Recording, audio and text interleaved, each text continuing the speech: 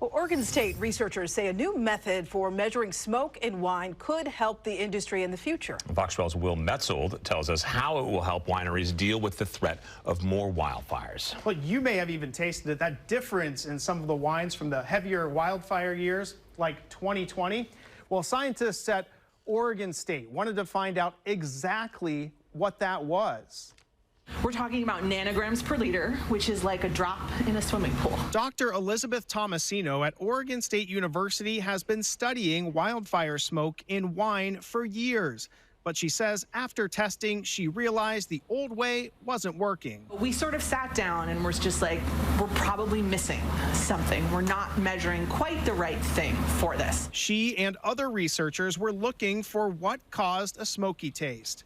After some help from researchers at Washington State University, they were able to identify that taste as coming from thiophenols. So we were like, okay, we have these new compounds that definitely cause it. That was what was proved in the paper was causation, not just correlation. Tomasino says wildfires have been a growing concern in the industry. Having this information, particularly historical information, is just going to be more useful for what should the industry do. What's going on right now is testing on some of these wine samples, so winemakers have specific answers on what to do with their crop if there's a wildfire in the area. Dr. Cole Serrato at Oregon State furthered the research by setting up an experiment to add smoke to grapes growing in a greenhouse. He says this helped prove the new thiophenols can help wineries. So we think it could be very impactful for them, especially as they need to make some crucial decisions about their wines. Tomasino says they are in touch with winery owners often and are trying to make this easy for them to use. A much simpler at-home test.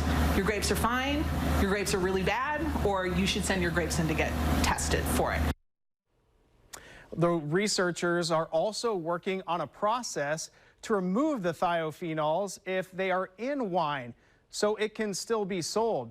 They're also building a new testing lab on campus, which they expect to handle wine from many more Oregon wineries. Will Metzold, Fox 12 Oregon.